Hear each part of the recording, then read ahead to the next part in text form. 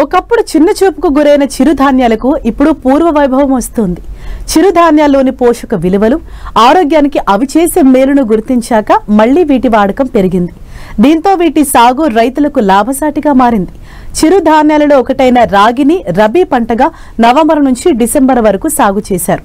అయితే అధిక దిగుబడులు తీయాలంటే ఎరువులు, చీడపీడల యాజమాన్యం కీలకమని వాటి వివరాలు తెలియజేస్తున్నారు ఆముదాల వలస కృషి విజ్ఞాన కేంద్రం శాస్త్రవేత్త డాక్టర్ కిరణ్ కుమార్.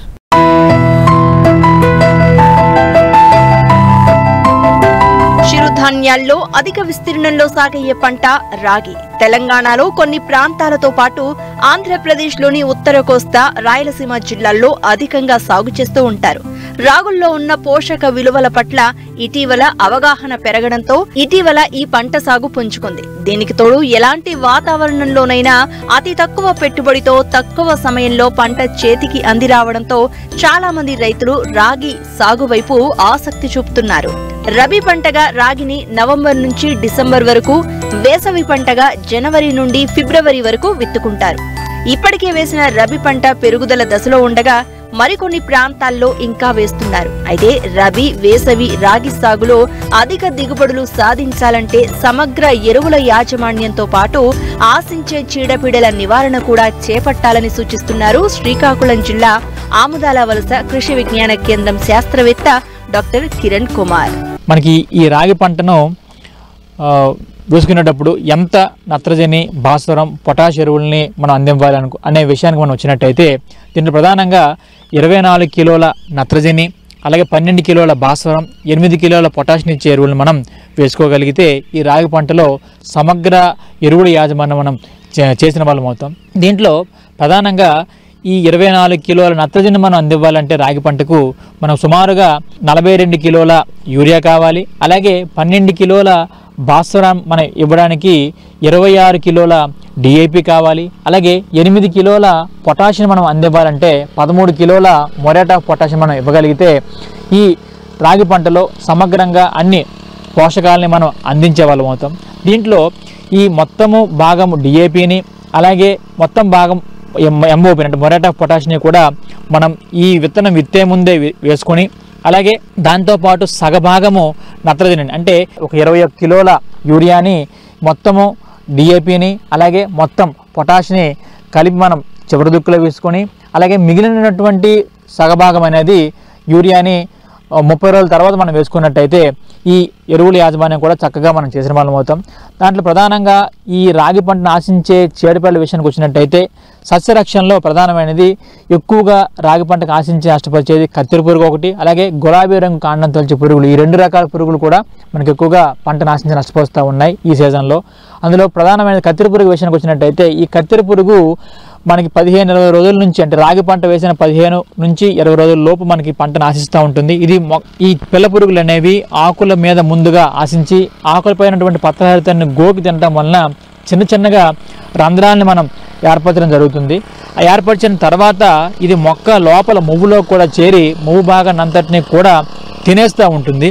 ఇమీడియట్గా మనము ఈ యాజమాన్య పద్ధతి మనం పాటించినట్టయితే కత్తెర పురుగును కూడా మనం సమర్థవంతంగా అరికట్టవచ్చు. దాంట్లో భాగంగానే ఈ కత్తెర పురుగు నివారణకు మొక్క మువ్వు మీద పడేటట్టు ఇమామెక్టిన్ బెంజోయేట్ అనే మందుని 80 గ్రాములు ఒక ఎకరాకు సరిపోతుంది. దానికి 200 లీటర్ నీటిలో కలిపి మొక్క భాగం అంతా కూడా తడిచేటట్టు, ముఖ్యంగా మువ్వులో మందు పడేటట్టు మనం పిచికారి చేసినట్టయితే ఈ కత్తెర పురుగును కూడా సమర్థవంతంగా అరికట్టగలుగుతాం.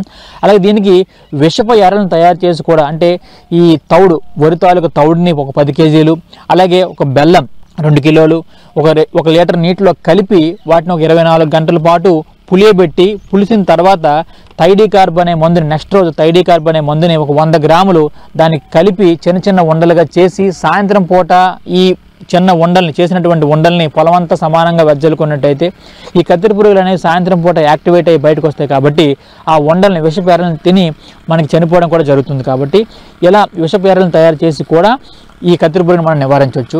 అలాగే ఇంకొక ప్రధానమైనటువంటి పురుగు గులాబీ రంగు కాండం తొలిచే పురుగు. ఈ గులాబీ రంగు కాండం తొలిచే పురుగు కూడా మొదటగా ప్రారంభ దశలోనే మీ మొక్క మీద ఆశించి ఈ మొక్క ఆకుల్ని ప్రధానంగా నష్టపరిచి చిన్న చిన్న రంధ్రాలు చేసి దాని తర్వాత మువ్వులోకి చేరడం వలన మువ్వు వచ్చే భాగం కూడా తినేయడం జరుగుతుంది.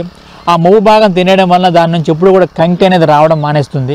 దాంతోపాటు మొవ్వు లోపల కుళ్ళిపోవడం వలన మొవ్వుని మనం చేతితో పీకినప్పుడు చాలా సులువుగా బయటకు వచ్చి దాని నుంచి ఒక చెడు వాసన కూడా మనకి రావడం కొన్నిసార్లు మనం గమనించవచ్చు అనమాట. సో ఇలా జరిగినట్టయితే దాన్ని గులాబీ రంగు కాండం తొలిచే పురుగు కింద మనం గుర్తించి ఇమీడియట్గా కూడా ఈ సస్యరక్షణ చర్యలను చేపట్టాలి. దానికి గాను ఈ కార్బోఫ్యూరాన్ 3G గుళికల్ని మనకి మార్కెట్లో దొరుకుతూ ఉంటాయి. 3 నుంచి 4 కిలోలు ఒక ఎకరాకు మొక్క తాలూకు మొవ్వులో వేసినా కూడా దీన్ని మనం అరికట్టవచ్చు.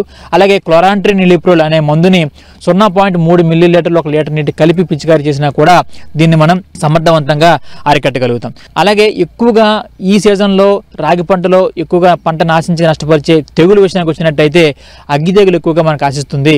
ఈ అగ్గి తెగులు అనేది రాత్రిపూట ఉష్ణోగ్రతలు అనేవి 20 డిగ్రీల కంటే తక్కువ పడిపోయినప్పుడు, అలాగే పొద్దున పూట చిన్న మంచుతో కూడిన వాతావరణం ఉండటం వలన అగ్గి తెగులు అనేది చాలా విస్తృతంగా మనకి విస్తరిస్తుంది. సో దీని తాలూకా లక్షణాలు మనం చూసినట్టయితే ఆకుల మీద ఈ నూలుకండ ఆకారంలో మచ్చలు అనేవి ఏర్పడడం జరుగుతుంది. ఆ మచ్చలు అనేవి క్రమేణా పెద్దవైపోయి మచ్చల మధ్య భాగం అనేది మాడిపోయి మనకి ఆకంతా వ్యాపించడం కూడా జరుగుతుంది. ఈ అగ్గి తెగులు అనేది ఆకుల మీదే కాకుండా అలాగే కంకి తాలూకు దిగువ భాగంలో కూడా మనకి కనుపుల మీద కూడా మనకు గమనించవచ్చు. సో అలా కనుపుల మీద కనుక మనకి అగ్గి తెగులు ఆశించినట్టయితే కనుపులు విరిగిపోవడం కూడా జరుగుతుంది. అలా విరిగిపోవడం వలన కంకి అనేది మనకి సరిగా పక్వానికి రాకముందే విరిగిపోవడం జరుగుతుంది. కాబట్టి అధిక నష్టం కూడా మనకి వాటిల్తుంది అనమాట. అగ్గి తెగులు మనం నివారించాలంటే విత్తన శుద్ధి అంటే కార్బనిజంతో కానీ మ్యాంకోజెబ్తో కానీ మనం విత్తన శుద్ధి చేసి విత్తనాన్ని విత్తుకోవడం చేయొచ్చు.